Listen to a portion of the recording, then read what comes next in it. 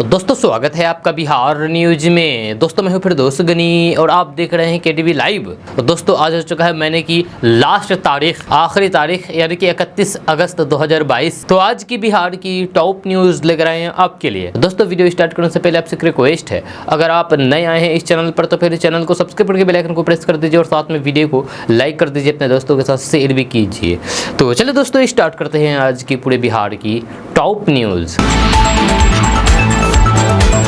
दोस्तों आज बिहार न्यूज में सबसे पहले बात करते हैं कि बिहार में जाति आधारित गन्ना को लेकर के सरकार पहले ही मंजूरी दे चुकी है। जहां अब ताजा रिपोर्ट्स के अनुसार बिहार में जाति आधारित गन्ना में 204 जातियों को शामिल करने की बात कही गई है। सामान्य प्रशासन विभाग ने सभी जिलों को इन 204 जातियों की सूची उपलब्ध कराई थी। साथ ही ये कहा था कि अगर उनके यहाँ इससे अधिक जातियां हैं तो फिर उनकी जानकारी दें, जिसमें अब पटना जिले की रिपोर्ट सामने आई है, जिसके अनुसार पटना जिले में कुल 204 जातियों के लोग निवास करते हैं। जहां दस्तावेजों के अनुसार इन 204 जातियों में पटना जिले में अनुसूचित जाति वर्ग से 22, अनुसूचित जनजाति वर्ग में 32, पिछड़ा वर्ग में 30, अत्यंत पिछड़ा वर्ग में 113 तथा उच्च वर्ग में 7 जातियां हैं। हालांकि हर जिले में ये आंकड़े अलग हो सकते हैं। जाति की गणना डिजिटल माध्यम से होगा, जिसमें गणना करने वाले के पास एक एंड्रॉयड फोन होगा। इनमें मौजूद एक खास ऐप से हर घर के लोगों का पूरा विवरण भरा जाएगा, जिसमें जाति एवं उपजाति का अलग से कॉलम रहेगा। यह गणना के बाद सारा डाटा एकत्रित करके रिपोर्ट तैयार किया जाएगा।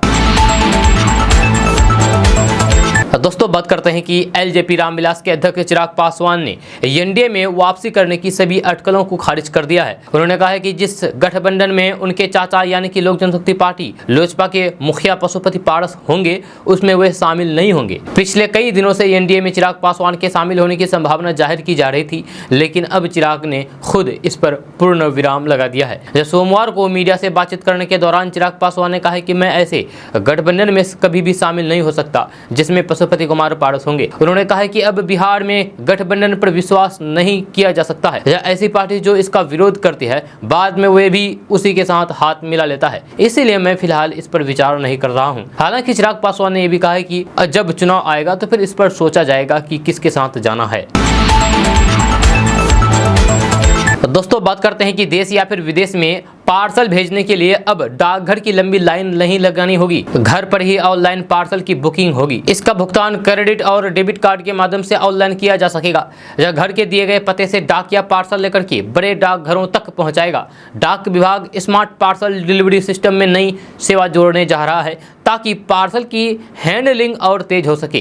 डाक विभाग दिल्ली जैसे महानगरों की तरह स्मार्ट पार्सल बॉक्स की सुविधा भी देगा। Senior post master Ashutosh Aditya ने कहा है कि इसमें व्यापारी, सरकारी और निजी कार्यालय के अलावा आम लोग भी इसका लाभ ले सकेंगे। वहीं कामकाजी दंपतियों के पार्सल आने पर व्यस्त रहने पर डाक विभाग में पंजीकृत मोबाइल नंबर पर आए ओटीपी की मदद से डिजिटल लॉकर से उसे किसी भी समय प्राप्त कर सकेंगे। दोस्तों बात करते हैं कि बिहार में सीटीईटी और बीटीईटी पास शिक्षक अभ्यर्थियों ने नीतीश सरकार की मुश्किलें फिर से बढ़ा दी है। जब शिक्षक अभ्यर्थियों ने 7वें चरण की बहाली शुरू करने के लिए महागठबंधन सरकार को 5 सितंबर तक का अल्टीमेट दे दिया है। अभ्यर्थियों का कहना है कि अगर सरकार एक हफ्ते में शिक्षक भर्ती का नोटिफिकेशन जारी नहीं करता है तो फिर बिहार भर में उग्र आंदोलन होगा। इसमें पूरे बिहार से लाखों अभ्यर्थी सड़कों पर उतर जाएंगे। रिपोर्ट्स के मुताबिक पटना में धरने पर बैठे शिक्षक अभ्यर्थियों ने डिप्टी सीएम तेजस्वी यादव के प्रति भी नाराजगी जाहिर की है। उन्होंने नीतीश सरकार पर वादा खिलाफी के आरोप लगाए हैं। यह अभ्यर्थियों का कहना है कि तेजस्वी यादव ने वादा किया था कि सरकार गठन होते ही 7वें चरण की शिक्षक भर्ती की प्रक्रिया शुरू कर दी जाएगी, मगर अभी तक इसका नोटिफिकेशन जारी नहीं किया गया है। यह अभ्यर्थियों के साथ धोखा किया जा रहा है। एनडीए सरकार में शिक्षा मंत्री रहे विजय चौधरी ने भी आश्वासन दिया था कि सितंबर महीने से 7वें चरण की बहाली शुरू कर दी जाएगी, मगर अभी तक सरकार की ओर से कुछ नहीं किया गया है। आपको बता दूं कि पिछले दिनों पटना के डाक बंगला चौराहे पर प्रदर्शन कर रहे शिक्षक अभ्यर्थियों पर पुलिस ने काफी लाठीचार्ज किया था। इसके बाद अभ्यर्थियों का गुस्सा फूट पड़ा था। लाठीचार्ज होने से महागठबंधन सरकार सवालों के घेरे में आ गई थी। विपक्षी दल बीजेपी ने विधानसभा में इस मुद्दे पर सरकार को घेरा था। दोस्तों बात करते हैं कि बिहार के पटना, भागलपुर, समस्तीपुर समेत सभी जिलों में सरकारी कॉलेजों के विद्यार्थियों एवं शिक्षकों को ई लाइब्रेरी की सुविधा फ्री में मिलेगी। इसको लेकर के तैयारी शुरू कर दी गई है। जी हां, खबर के अनुसार बिहार में छात्रों को ई लाइब्रेरी की सुविधा उपलब्ध कराने के लिए विभाग ने पूरी तैयारी कर ली है। इस ई लाइब्रेरी को एन लिस्ट सर्विस का नाम दिया गया है। आपको बता दें कि ई लाइब्रेरी पर देश और दुनिया के तमाम बड़े विश्वविद्यालय की विशेष और दुर्लभ ई बुक मौजूद रहेंगे। यह छात्र फ्री में इन सभी बुक को पढ़ सकते हैं। इसका लाभ बिहार के करीब 23 लाख से अधिक विद्यार्थियों को प्राप्त होगा। मिली जानकारी के अनुसार बिहार में ई लाइब्रेरी की सुविधा बिहार के सभी यूनिवर्सिटी के छात्रों को मिलेगा। साथ ही साथ एग्रीकल्चर, इंजीनियरिंग, मेडिकल, फार्मेसी और नर्सिंग कॉलेजों के बुक भी ई लाइब्रेरी पर मौजूद रहेंगे। छात्र लैपटॉप, मोबाइल, टैबलेट आदि से इसका इस्तेमाल कर सकते हैं। दोस्तों बात करते हैं कि बिहार की राजधानी पटना से बड़ी खबर सामने आ रही है। ताजा रिपोर्ट्स के अनुसार पटना में स्थित मौसम विभाग केंद्र ने अररिया, किशनगंज, पूर्णिया, कटिहार, भागलपुर में आज भारी बारिश को लेकर के अलर्ट जारी कर दिया है तथा लोगों को सावधान रहने के निर्देश दिए गए हैं। खबर के अनुसार बिहार के इन 5 जिलों में गरज चमक के साथ भारी बारिश हो सकती है, जबकि बिहार के अन्य 26 जिलों में हल्की से मध्यम स्तर की बारिश हो सकती है। इससे मौसम सुहाना हो सकता है और लोगों को गर्मी से राहत मिल सकती है। वहीं कल पूर्वी और पश्चिमी चंपारण, अररिया, कटिहार, शिवहर, सीतामढ़ी, मधुबनी, सुपौल, किशनगंज, पूर्णिया जिले में भारी बारिश की चेतावनी जारी किया गया है। इन जिलों में बारिश के साथ वज्रपात होने की भी संभावना जताई गई है। मौसम वैज्ञानिकों की माने तो मानसून ट्रफ हिमालय की तलहटी से गुजर रही है, जिसका असर बिहार के कई जिलों में देखने को मिल सकता है। इससे कुछ जिलों में हल्की तो कुछ जिलों में गरज चमक के साथ तेज और झमाझम बारिश हो सकती है। दोस्तों बात करते हैं कि बिहार में सत्ता परिवर्तन के बाद न केवल युवाओं के लिए खुशखबरी आ रही है, जहां बल्कि सरकार के वर्तमान कर्मियों के लिए भी अच्छी खबर है। बिहार सरकार इनके लिए पुरानी पेंशन योजना लागू करने को लेकर के गंभीर है। ये बातें बिहार के शिक्षा मंत्री प्रोफेसर चंद्रशेखर ने एक प्रेस कॉन्फ्रेंस के दौरान कही है। उन्होंने विस्तार से अपनी सरकार की लोक कल्याणकारी योजना की जानकारी दी है। नियोजित शिक्षकों के समान काम समान वेतन वाली मांग का भी उन्होंने समर्थन किया है। शिक्षा मंत्री ने कहा है कि मात्र शिक्षा ही लोगों की स्वर्गीय विकास का एकमात्र माध्यम है। जब बिहार में शिक्षा संस्कार में सुधार के लिए विभाग के तंत्र को सक्रिय किया जा रहा है। उन्होंने शिक्षा विभाग के उच्च अधिकारियों, कुलपतियों, व्याख्यात शिक्षकों और अभिभावकों से अपील की है कि वे शिक्षा में रुचि दिखाएं। अभिभावकों को अपने बच्चों को विद्यालय जरूर भेजें। उन्होंने कहा है कि सरकार 10 लाख युवाओं को नौकरी देने की अपनी बात पर प्रतिबद्ध है। इस दिशा में रोड मैप तैयार किया जा रहा है। युवाओं के साथ ही साथ वर्तमान कर्मचारियों की हित की बात भी उन्होंने कही है। उन्होंने कहा है कि समान काम के बदले समान वेतनमान भी चिंता सरकार कर रही है। इसी तरीके से उन्होंने पुरानी पेंशन योजना की भी वकालत की है। इससे जुड़े विभिन्न पहलुओं पर विचार किए जाने की बात दोहराई है। दोस्तों बात करते हैं कि कृषि कार्यों में किसानों की आर्थिक जरूरतों को पूरा करके देश में किसानों की आय बढ़ाने के लिए मोदी सरकार द्वारा किसान क्रेडिट कार्ड योजना को चलाया जा रहा है, जिसका लाभ लाखों किसान भाई उठा रहे हैं। लेकिन विभिन्न कारणों की वजह से फसलों का नुकसान होने की वजह से बहुत से किसान बकाया KCC यानी कि किसान क्रेडिट कार्ड ऋण बैंक को वापस नहीं कर पा रहे हैं, लोन वापस नहीं कर पा रहे हैं, जिसके कारण राज्य और केंद्र सरकार समय समय पर KCC ऋण माफी योजना के तहत हजारों किसानों के कृषि लोन पूरी तरीके से माफ भी करती है। किसान क्रेडिट कार्ड पर किसानों को 3 लाख तक का लोन बैंक से आराम से मिल जाता है। अगर किसान किसी कारणवश ये लोन ब्याज सहित नहीं वापस कर पाता है तो फिर बैंक द्वारा उन पर नियमों के तहत कार्रवाई की जाती है। ऐसे में केंद्र और विभिन्न राज्यों की सरकारों द्वारा किसान क्रेडिट कार्ड योजना के तहत लोन लेने पर माफी ऐलान समय समय पर किया जाता है। किसान क्रेडिट कार्ड धारक किसानों के ऋण माफी के संबंध में केंद्र सरकार की बात करें तो फिर इसमें ऐसी कोई भी घोषणा सामने नहीं आई है जिसमें कई राज्य के किसानों के KCC ऋण पूरी तरीके से माफ करने की बात कही गई हो। हालांकि जब तक सरकार द्वारा ऑफिशियल लिस्ट नहीं घोषित होती है तो किसानों को तब तक लाभ नहीं मिलने वाला है। दोस्तों बात करते हैं कि इजराइल के पुरावशेष प्राधिकरण ने हाल ही में 1200 साल पुराना एक भव्य हवेली की खोज की है, जिसमें प्राचीन काल के धनी लोगों के जीवन की तरह एक अनूठी झलक देखने को मिलती है। इसकी बनावट को देखकर के भी पुरातत्विक हैरान है। बताया जा रहा है कि ये घर 8वीं या फिर 9वीं शताब्दी के शुरुआती इस्लामिक काल का है। पुरातत्वविदों ने इजराइल के रेगिस्तानी दक्षिण इलाके में 1200 साल पुरानी एक भव्य संपत्ति का पता लगाया है, जो नेगोवे इलाके के धनी लोगों की जीवन की एक अनूठी झलक पेश करती है। इसकी बनावट को देख करके भी पुरातत्विक हैरान है। दोस्तों बात करते हैं कि प्रधानमंत्री नरेंद्र मोदी दुनिया के सबसे पसंदीदा नेता और ग्लोबल लीडर्स की लिस्ट में नंबर 1 पर बने हुए हैं। इस बीच रक्षा मंत्री राजनाथ सिंह ने बताया है कि प्रधानमंत्री नरेंद्र मोदी क्यों दुनिया भर में सबसे लोकप्रिय है। उन्होंने कहा है कि सांगठनिक क्षमता, जनता से जुड़ाव और उनकी मुश्किलों की जमीनी समझ की वजह से प्रधानमंत्री नरेंद्र मोदी आज दुनिया के सबसे लोकप्रिय नेता के रूप में उभरे हैं। राजनाथ सिंह ने यह भी कहा है कि कुछ लोग पीएम नरेंद्र मोदी की गांठ ढूंढ रहे हैं, लेकिन उन्हें ये नहीं मिल रहा है। राजनाथ सिंह ने कहा है कि जनता से जुड़े रहिए, सफलता आपके कदम चूमेगी। ये प्रधानमंत्री नरेंद्र मोदी का मूल मंत्र है। उन्होंने कहा है कि उनके अनुसार मोदी के पास जो सांगठनिक क्षमता है किसी दैवीय शक्ति के बिना संभव नहीं है। उन्होंने कहा है कि जनता से जुड़ाव, उससे संवाद, देश की नब्ज पर मजबूत पकड़, आम जन की मुश्किलों की जमीनी जानकारी से उनकी लोकप्रियता ने देश की ही नहीं बल्कि दुनिया के सभी नेताओं को पछाड़ दिया है। आज वे दुनिया के सबसे लोकप्रिय नेता बने हुए हैं। दोस्तों बात करते हैं कि यूपीआई पेमेंट के बढ़ते चलन का अंदाजा इसी बात से लगाया जा सकता है कि रोजाना 20 करोड़ से ज़्यादा यूपीआई ट्रांजैक्शन होते हैं। लेकिन इसके साथ ही ये जानना भी जरूरी है कि यूपीआई ट्रांजैक्शन करने की भी एक लिमिट तय की गई है। वर्तमान में यूपीआई भुगतान का सबसे आसान और सबसे लोकप्रिय माध्यम बनता जा रहा है, जहाँ आप कुछ ही सेकेंड में कहीं भी किसी को भी पैसे भेज सकते हैं या फिर मांगने के लिए अनुरोध कर सकते हैं। यूपीआई पेमेंट के बढ़ते चलन का अंदाजा इस बात से भी लगाया जा सकता है कि रोजाना 20 करोड़ से ज़्यादा यूपीआई ट्रांजैक्शन होते हैं। लेकिन इसके साथ ही ये जानना भी जरूरी है कि यूपीआई ट्रांजैक्शन करने की भी एक तय हो गई है। National payment corporation of India यानी कि एनपीसीआई की वेबसाइट पर उपलब्ध जानकारी के मुताबिक यूपीआई के जरिए एक बार में ज़्यादा से ज़्यादा 2 लाख रुपए का लेन देन किया जा सकता है। अगर कोई यूजर भीम यूपीआई की मदद से ट्रांजैक्शन करता है, ट्रांसफर करता है, तो फिर वह एक ट्रांजैक्शन में अधिकतम 1 लाख रुपए ट्रांसफर कर सकता है। एनपीसी की वेबसाइट पर उपलब्ध जानकारी के मुताबिक बैंक खाते से एक दिन की सीमा सिर्फ 1 लाख रुपए है। भारत के सबसे बड़े निजी बैंक एचडीएफसी बैंक की वेबसाइट पर उपलब्ध जानकारी के मुताबिक आप एचडीएफसी बैंक यूपीआई की मदद से एक दिन में 10 बार यूपीआई के जरिए भुगतान कर सकते हैं, जिसकी कुल कीमत 1 लाख रुपए से ज्यादा नहीं हो सकती है। एनपीसीआई ने सभी बैंकों को अपनी सुविधा के अनुसार यूपीआई भुगतान की सीमा तय करने की छूट दी है। अलग अलग बैंकों के लिए ये लिमिट अलग अलग हो सकती है। यूपीआई पेमेंट के लिए मुख्य रूप से 3 तरह की लिमिट होती है। पहली सीमा एक दिन में अधिकतम लेन देन मूल्य है। दूसरी सीमा एक बार में लेन देन की अधिकतम संख्या है और तीसरी सीमा एक दिन में लेन देन की अधिकतम संख्या है। दोस्तों बात करते हैं कि राष्ट्रीय खेल दिवस के मौके पर पटना के ऊर्जा ऑडिटोरियम में बिहार सरकार की ओर से खिलाड़ी सम्मान समारोह आयोजित किया गया है। कार्यक्रम में 6 कोच और 213 खिलाड़ी सम्मानित किए गए हैं। कार्यक्रम में मुख्य अतिथि के तौर पर बिहार सरकार के उप मुख्यमंत्री तेजस्वी यादव, वरिष्ठ अतिथि के तौर पर कला, संस्कृति एवं युवा विभाग के मंत्री जितेंद्र राय मौजूद रहे। इस बीच तेजस्वी यादव ने अपने संबोधन के दौरान कहा है कि वे एक खिलाड़ी रहे हैं और खिलाड़ियों की भावनाओं को समझते हैं।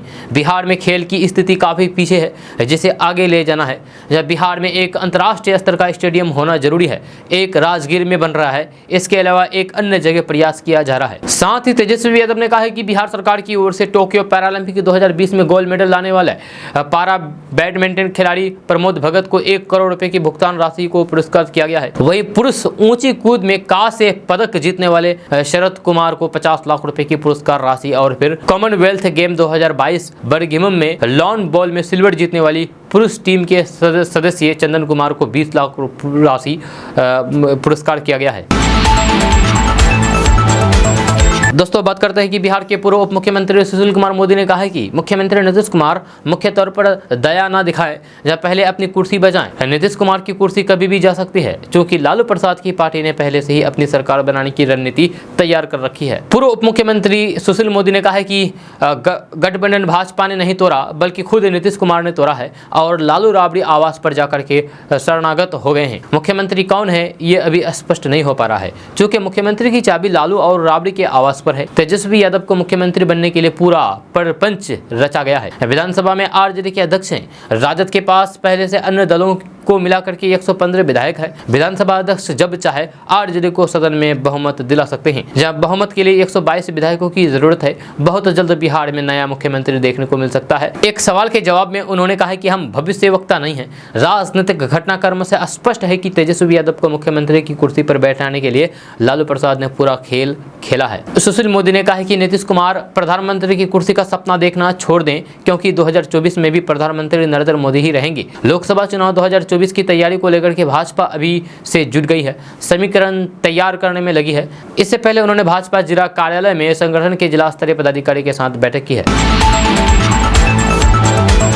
दोस्तों बात करते हैं कि बिहार में ट्रेन से सफर करने वाले लोगों के लिए बड़ी खबर सामने आ रही है। ताजा रिपोर्ट्स के मुताबिक दानापुर मंडल में वोरिजगंज और तिलैया स्टेशन पर नॉन इंटरलॉकिंग कार्य चल रहा है, जिसके कारण रेलवे ने कई ट्रेनों के परिचालन को रद्द कर दिया है। वहीं कई ट्रेनों के समय में बदलाव किए गए हैं। तो ऐसे में अगर आप भी ट्रेन से कहीं सफर करने वाले हैं तो आप एक बार IRCTC की वेबसाइट पर जाकर के ट्रेन की लिस्ट जरूर चेक कर ले, वरना फिर आपको स्टेशन पर जाकर के भारी पछताना पड़ सकता है।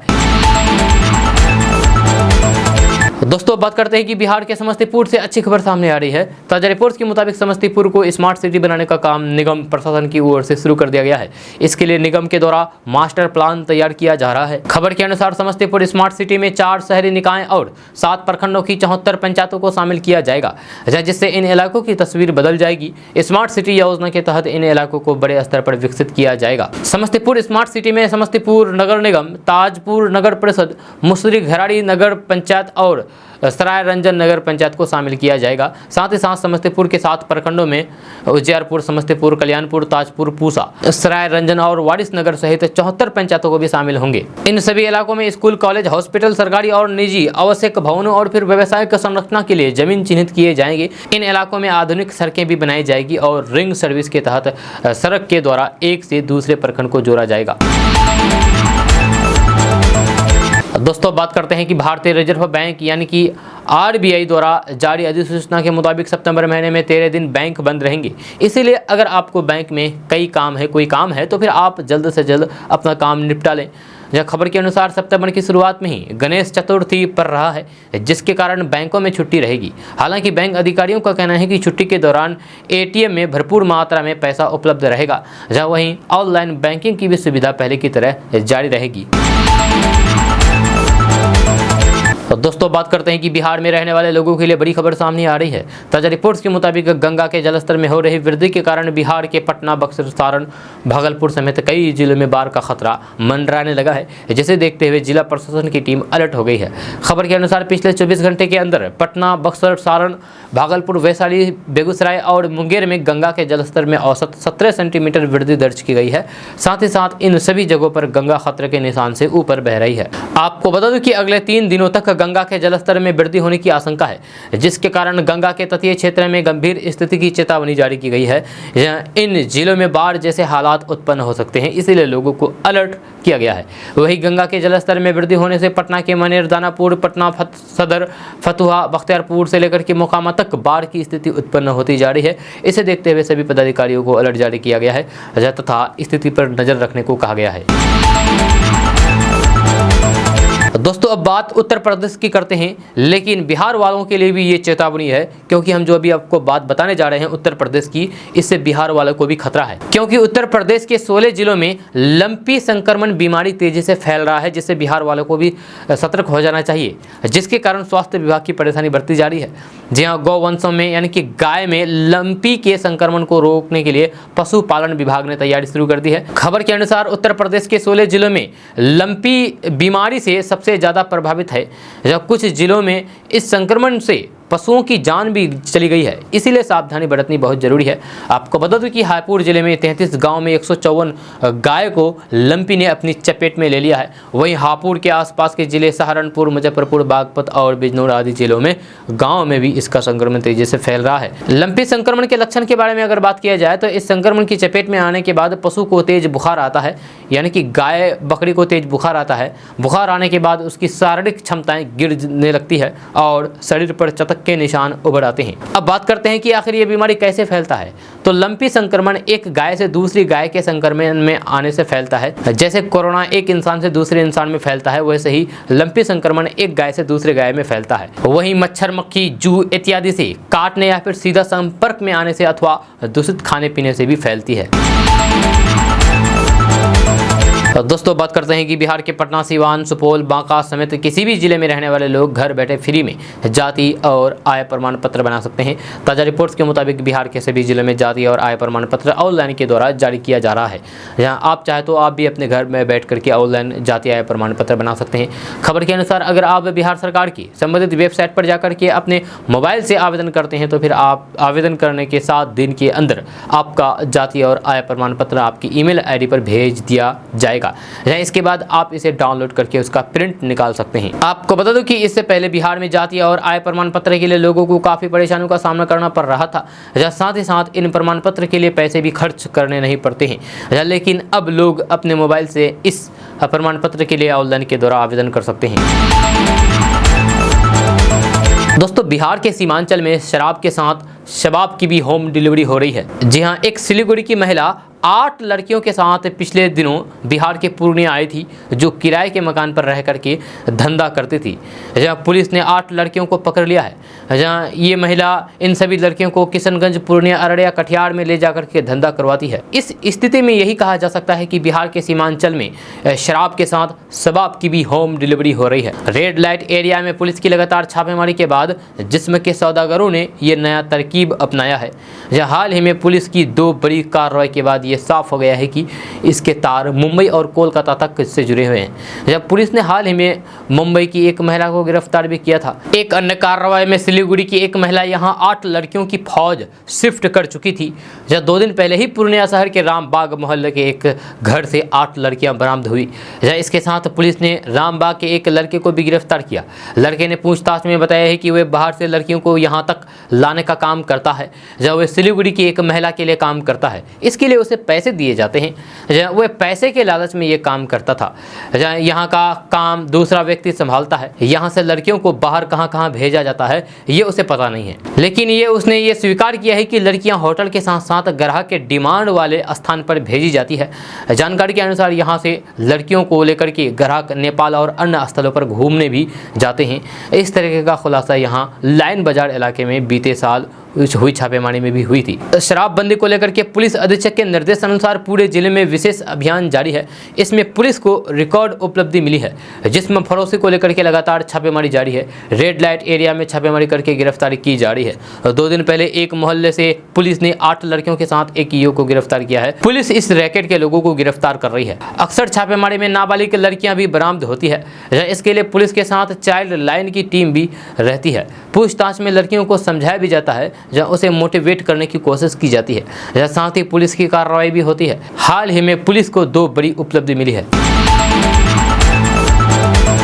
दोस्तों बात करते हैं कि विकासशील इंसान पार्टी के अध्यक्ष यानी कि वीआईपी के अध्यक्ष मुकेश सहनी ने भारतीय जनता पार्टी पर जमकर के निशाना साधा है। यहाँ पार्टी कार्यालय का उद्घाटन करने के दौरान उन्होंने कहा कि भाजपा नेताओं ने हमें अपनी ओर करने के लिए दिल्ली बुलाया है, लेकिन मल्लाह का पुत्र किसी के पीछे नहीं जाता। अब बिहार में महागठबंधन की सरकार बनने के साथ ही भाजपा यहाँ काफी सक्रिय हो गई है। सत्ता में फिर से बने रहने के लिए वे अपनी पार्टी मजबूत कर रही है। साथ ही अपने सहयोगी दल से संपर्क कर रही है। जब पिछले दिनों अपनी पार्टी के कार्यालय का उद्घाटन करने खगड़िया पहुंचे पूर्व मंत्री और वीआईपी के राष्ट्रीय अध्यक्ष मुकेश सहनी ने कहा कि भाजपा से हमसे नाता तोड़ा तो बिहार में उसकी सरकार ही चली गई। जहां भाजपा के सभी मंत्री समाप्त हो गए। नीतीश कुमार के नेतृत्व में हमारी सरकार बन गई है, जब भाजपा के पास अब कोई नहीं है। उन्होंने कहा कि भाजपा सरकार बनने के फिराक में है। जब मुकेश सहनी ने कहा कि भाजपा नेताओं ने मुझसे संपर्क किया है, दिल्ली बुला रहे हैं, जब कह रहे हैं कि जो गलती हो गई है वह अब आगे नहीं होगी। मुकेश सहनी ने कहा कि हमारे पास दिल्ली जाने का समय नहीं है। अगर भाजपा नेताओं को हमसे बात करनी है तो वे मेरे पास आए। यहाँ पर बिहार में हम दिल्ली की दरबारी नहीं करेंगे, पटना आना होगा। हम निषाद का पुत्र हैं, हम किसी के पीछे नहीं जाएंगे। उन्होंने कहा कि बिहार में बीजेपी की हैकड़ी निकल चुकी है। उन्होंने कहा कि वे वर्षों से वे निषाद और अति पिछड़े लोगों को अधिकार दिलाने के लिए संघर्ष कर रहे हैं। 2020 के विधानसभा चुनाव में ऐसे लोगों ने अपनी ताकत दिखाई, लेकिन भाजपा को ये अच्छा नहीं लगा। जहां उन लोगों ने पार्टी को तोड़ दिया, हमें मंत्रिमंडल से निकाल दिया। 2024 के लोकसभा चुनाव में भाजपा को मुंहतोड़ जवाब दिया जाएगा। मुकेश सहनी ने कहा कि वे पहाड़ है तो मैं दशरथ मांझी हूँ, तोड़ेंगे रहेंगे। जब बिहार में सरकार बनने के लिए 35% वोट चाहिए जो उनके पास है। बिहार में हम अकेले भी सरकार बना सकते हैं। आने वाले समय में हमें संगठन रूप से काम करना होगा। दोस्तों बात करते हैं कि बिहार में पीएम ग्राम सड़क योजना के तीसरे चरण के तहत कटिहार, किशनगंज, अररिया और पूर्णिया जिले में लगभग 170 किलोमीटर लंबी ग्रामीण सड़क निर्माण की मंजूरी मिली है। इसके लिए 200 करोड़ रुपए राशि आवंटित को स्वीकृति मिली है। इन तमाम सड़कों के निर्माण के लिए एजेंसी चयन करने की प्रक्रिया शुरू होगी। उम्मीद जताई जा रही है कि इन सड़कों का निर्माण कार्य नवंबर से शुरू होगा। सभी सड़कें 2024 तक बन जाने की उम्मीद जताई जा रही है। सूत्रों से मिली जानकारी के मुताबिक पीएम ग्रामीण सड़क योजना तीसरे चरण के तहत सड़क चौड़ीकरण की योजना है। बिहार के ग्रामीण क्षेत्रों में खेतीबाड़ी होने और फिर तैयार अनाज को बाजार या फिर मंडी तक पहुंचाने के लिए बेहतर ढंग की सड़कों की जरूरत होती है। ऐसे में ग्रामीण इलाकों की सड़कों की चौड़ीकरण करने और फिर उनका रख रखाव होने से ग्रामीण इलाकों के लोगों को ट्रैफिक की बेहतर सुविधा मिल पाएगी। इसके साथ ही खेतीहर अपने फसलों को सुलभता से मंडी तक ले जा सकेंगे।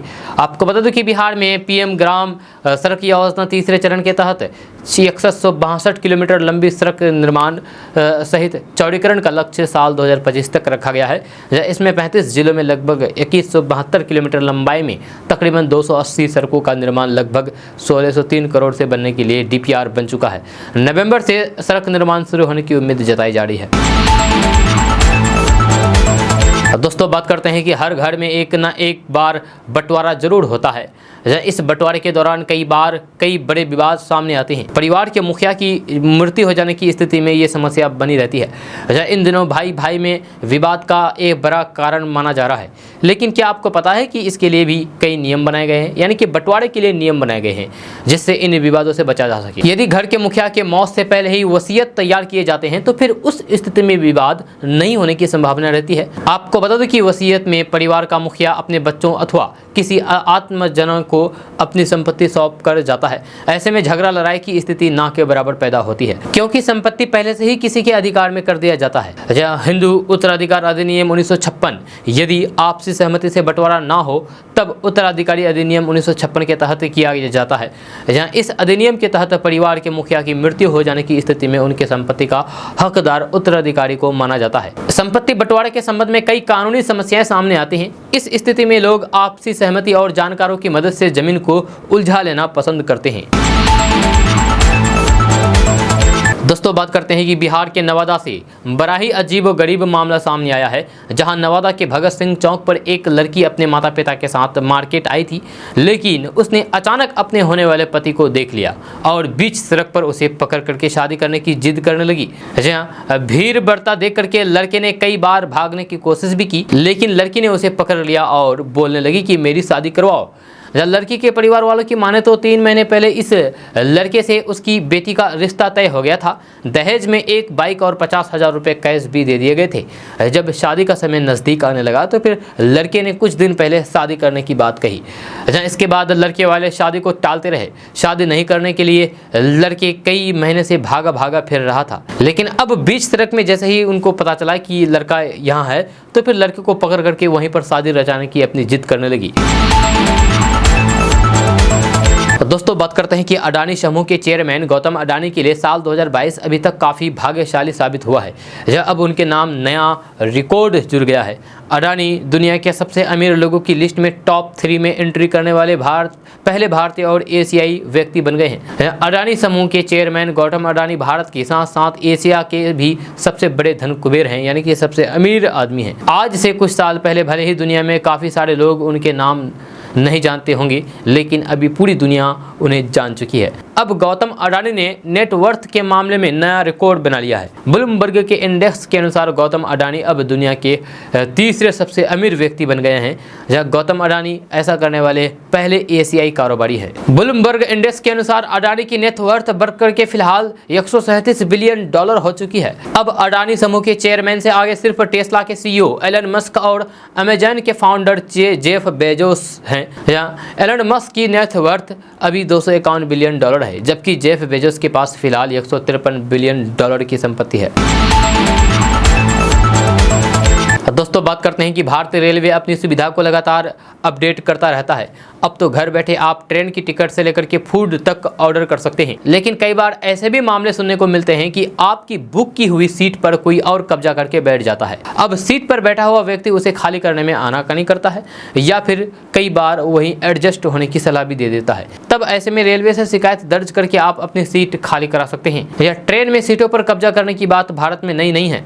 यह अक्सर ही ट्रेनों में ऐसे मामले सामने आते रहते हैं। ट्रेन में सेकंड क्लास, स्लीपर से लेकर के एसी क्लास तक अनऑथराइज्ड पैसेंजर बैठे दिख जाते हैं। आपके साथ भी यदि ऐसा हो जाता है तो फिर कोई टीटीई आसपास ना हो तो रेलवे मदद पर आप कंप्लेन कर सकते हैं। आपको अनऑथराइज्ड पैसेंजर की शिकायत करके सीट खाली कराने के लिए सबसे पहले रेलवे मदद की वेबसाइट www.railwaymadadd.indianrailways.gov.in पर जाकर के क्लिक कर सकते हैं। आपको यहां अपने मोबाइल नंबर दर्ज करना होगा। इसके बाद सेंड ओटीपी पर क्लिक करना होगा। अब आपके मोबाइल नंबर पर ओटीपी आया है, उसे दर्ज कर दें। अब आप अपनी टिकट बुकिंग का PNR नंबर डालें और फिर टाइप वाले ऑप्शन पर क्लिक करके अपनी शिकायत को चुनें या अब घटना की तारीख को चुनें। आप चाहे तो अपनी शिकायत को विस्तार में भी लिख सकते हैं। अब इसके बाद सबमिट वाले बटन पर क्लिक कर दें। उसके बाद आपकी सीट को खाली करने के लिए रेलवे की अधिकारी वहां पर आ जाएगा और उस व्यक्ति को वहां से उठाया जाएगा और आपको वहां पर बैठा दिया जाएगा। दोस्तों बात करते हैं कि राशन कार्ड धारकों के लिए बड़ी अपडेट है। दरअसल मुफ्त राशन योजना का लाभ उठाने के लिए राशन कार्ड को एक आवश्यक दस्तावेज की रूप में तैयार किया जाता है। केंद्र सरकार द्वारा हितग्राहियों को मुफ्त उपलब्ध कराई जाती है। ऐसे में उनके पास राशन कार्ड होना अनिवार्य है। यदि आपके पास राशन कार्ड नहीं है तो फिर आप ऑनलाइन भी इसके लिए अपने नाम जुड़वा सकते हैं। इसके लिए आपको अधिकारियों और फिर कार्यालयों के चक्कर लगाने से मुक्ति मिलेगी। यदि आपको राशन कार्ड में किसी नए सदस्यों के नाम को जोड़े जाने की प्रक्रिया को पूरा करना है तो फिर इसके लिए परिवार के मुखिया का राशन कार्ड होना आवश्यक है। हितग्राहियों को राशन योजना का लाभ लेने के लिए अपने ओरिजिनल कार्ड के साथ राशन कार्ड की फोटोकॉपी रखना अनिवार्य होगा। इसके अलावा जिन हितग्राहियों के नाम को राशन कार्ड में जोड़ा जाना है उसके लिए उसका जन्म प्रमाण पत्र होना भी आवश्यक है, जरूरी है। इन सभी दस्तावेज सहित बच्चों के माता पिता के आधार कार्ड सहित आधार अंक भी आवश्यकता होगी। इतना ही नहीं, परिवार के नवविवाहिता का नाम आपको राशन कार्ड के लिए आपके कार्ड में जुड़वाना है तो फिर इसके लिए मेरिट सर्टिफिकेट होना आवश्यक है। डिजिटल युग में बैंक में लाइन लगाने के झमेले को तो खत्म कर दिया है, लेकिन यहाँ कब क्या बदलाव हो जाए जल्दी पता नहीं चल पाता है। जब बैंक सुरक्षा पर जितना जोर देती है, फ्रॉड करने वाले बैंक से 2 कदम आगे नजर आते हैं। यदि थोड़ी भी लापरवाही हुई तो फिर सारी जमा पूंजी मिनटों में रफा दफा होने में समय नहीं लगता है। आज बैंक आपके द्वार पर सुविधा दे रही है, लेकिन उतने ही चार्ज भी वो बढ़ते जा रहे हैं। यदि आपसे थोड़ी भी चूक हो जाए या फिर नियमों की अनदेखी हो जाए तो फिर लापरवाही की नुकसान हम ग्राहकों को ही भुगतना पड़ता है। बैंक में खाता धारकों के लिए एक से एक सख्त नियम बनाए जा रहे हैं। हालांकि RBI ग्राहकों के हित के लिए गाइडलाइंस भी जारी करती है, लेकिन बैंक अपने स्तर पर भी कई तरीके के नियम बना लेते हैं। ऐसे ही समस्या है एक से अधिक बैंक अकाउंट होने पर इसके लिए कई चार्ज तो लगते ही हैं, साथ में कई तरह की समस्याएं भी होती है।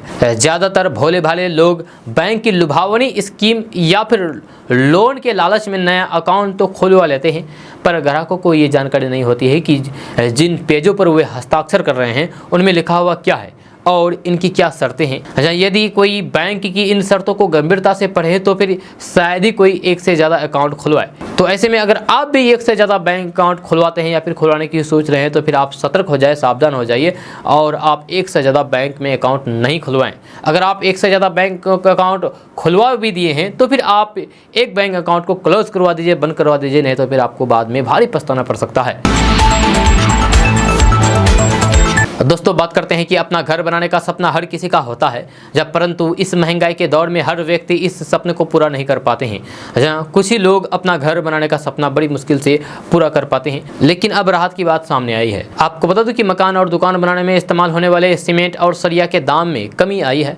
जी हाँ, अब मालूम हो कि कुछ समय पहले सीमेंट और सरिया की कीमत रिकॉर्ड ऊंचाई पर थी। सरकार के द्वारा उठाए गए कदम तथा सरिया और सीमेंट में गिरावट मानसून के कारण और कम मांग के कारण आई है। घर बनाने में सबसे अहम बात यह है कि TMT सरिया खुदरा कीमत 65,000 रुपये प्रति टन के करीब आती है, लेकिन अप्रैल में इसकी कीमत 75,000 रुपये प्रति टन के करीब थी। सरिया का खुदरा मूल्य 60,000 प्रति टन से नीचे आ गया है, जो अप्रैल से 80,000 से ज़्यादा हो गई थी। इस दौरान ब्रांडेड बार की कीमत 1 लाख रुपये से घट करके 85,000 रुपये प्रति टन से भी कम हो गई है। यहाँ अल्ट्राटेक सीमेंट की कीमत की बात करें तो अल्ट्राटेक सीमेंट की कीमत में कमी आई है। हम आपको बता दें कि अप्रैल 2022 में सीमेंट की 50 किलो बोरी की कीमत 450 रुपये तक पहुंच गई थी, लेकिन आज हर तरह के सीमेंट की कीमत 400 रुपये के बीच है। अल्ट्राटेक सीमेंट के 50 किलोग्राम के बैग की कीमत 385 रुपये से अधिक है। हम आपको बता दें कि घर में इस्तेमाल होने वाले ईंटों की कीमत 6,000 रुपये से ज़्यादा होती है। वहीं इन ईंटों की कीमत में भी कमी आई है। टाइल्स, रेत और धूल जैसे निर्माण सामग्री की कीमतों में भी कमी आई है। दोस्तों बात करते हैं कि फिल्म अभिनेता कमाल आर खान को पुलिस ने गिरफ्तार कर लिया है। बताया जा रहा है कि ये कार्रवाई एक विवादित ट्वीट के चलते हुई है, जब मलाड पुलिस ने कमाल आर खान को एयरपोर्ट से डिटेन किया है और पूछताछ के बाद गिरफ्तार कर लिया है। KRK के खिलाफ शिकायत युवा सेना के सदस्य राहुल कनाल ने की थी। कमाल आर खान एक बार फिर से सुर्खियों में है, जब KR खान को मलाड पुलिस ने गिरफ्तार किया है। कमाल आर खान अपने एक ट्वीट की वजह से मुश्किल में फंस गए हैं। कमाल आर खान को साल 2020 में दर्ज हुए एक केस में मुंबई एयरपोर्ट से गिरफ्तार किया गया है। KRK पर आरोप है कि उन्होंने सोशल मीडिया पर धर्म को लेकर के विवादित ट्वीट किए। जहां KR खान के खिलाफ शिकायत युवा सेना के सदस्य राहुल कनाल ने की थी। जहां इसे आज बरेलवी कोर्ट में पेश किया जाएगा। दोस्तों बात करते हैं कि सौर ऊर्जा को बढ़ावा देने के लिए सरकार की ओर से PM कुसुम योजना की शुरुआत की गई है।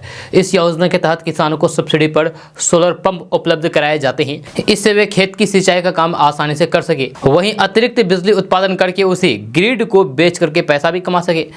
इसी के साथ आम नागरिक को भी बिजली बिल में कमी लाने के लिए सौर ऊर्जा पैनल मकान की छत पर लगाए जा रहे हैं। इसके लिए भी सरकार की ओर से अनुदान दिया जाता है। इस तरह सरकार चाहती है कि अधिक से अधिक देश के लोग सौर ऊर्जा के इस्तेमाल पर ध्यान दें, ताकि बिजली की खपत कम हो सके। सौर ऊर्जा को प्रोत्साहित करने के लिए सरकार की ओर से कुसुम योजना का संचालन किया जा रहा है। इस योजना में आवेदन की तिथि 24 अगस्त थी, जिसे अब 31 अगस्त 2022 तक बढ़ा दिया गया है। इच्छुक किसान सोलर पंप लेने के लिए आखिरी तारीख तक आवेदन कर सकते हैं। दोस्तों बात करते हैं कि पाकिस्तान में रहने वाले 18 साल की मुस्कान को 55 साल के फारूक से प्यार हो गया। इसके बाद दोनों हमेशा के लिए एक दूसरे के हो गए। फारूक ने बताया है कि वे मुस्कान की सिंगिंग से प्रभावित होकर के उनके करीब आए थे। वहीं मुस्कान फारूक के बातचीत करने के अंदाज पर फिदा हो गई थी। एक इंटरव्यू ने इस कपल ने अपनी लव स्टोरी के बारे में बताया है। यूट्यूबर सैयद बासित अली को दिए गए इंटरव्यू में फारूक बताते हैं कि मुस्कान उसके घर के करीब ही रहती थी। उनकी सिंगिंग उन्हें बेहद पसंद थी। ऐसे में वे मुस्कान के घर आने जाने लगे। धीरे धीरे मुस्कान ने उन्हें नोटिस करना शुरू कर दिया और उनकी बात होने लगी। फारूक के मुताबिक पहले मुस्कान को उनसे प्यार हुआ था, फिर उन्होंने भी अपने दिल की बात कह दी। जब वो दोनों रिलेशन में आने की सोचने लगे तो फिर परिवार वाले, दोस्तों, रिश्तेदारों ने उन्हें खूब खरी खोटी सुनाई। हालांकि उन्होंने किसी की परवाह नहीं की और एक दूसरे के हो गए। इंटरव्यू में मुस्कान कहती है कि जब फारूक उनके घर आते थे तो फिर वे अक्सर ना मिलो हमसे, ज़्यादा कहीं प्यार ना हो जाए, गाना गुनगुना करती थी। जब मुस्कान को फारूक की बात करने का अंदाज, स्टाइल, नेचर पसंद आया और फिर उन्हें फारूक से पक्का वाला इश्क हो गया, प्यार हो गया। मुस्कान का कहना है कि वह फारूक के लिए कुछ भी कर सकती है, यहाँ तक कि अपनी जान भी दे सकती है। फारूक भी मुस्कान के लिए ऐसे ही फीलिंग रखते हैं। जब फारूक कहते हैं कि ऊपर वाले का आशीर्वाद है जो उन्हें मुस्कान जैसी लड़की मिली। फारूक की ये पहली शादी है, अभी तक वह कुंवारे से, मगर 55 साल की उम्र में उन्हें अपनी दुल्हन मिल गई। दोस्तों आज का न्यूज़ बस यहाँ तक। कैसा लगा जरूर अपना सुझाव दीजिएगा नीचे कमेंट बॉक्स में कमेंट करके। अगर आप नए आए हैं इस चैनल पर तो फिर चैनल को सब्सक्राइब करके बेल आइकन को प्रेस कर दीजिए और साथ में वीडियो को लाइक कर दीजिए, अपने दोस्तों के साथ शेयर भी कीजिए। तो चलिए दोस्तों फिर मिलते हैं नेक्स्ट वीडियो में, तब तक के लिए जय हिंद, जय बिहार।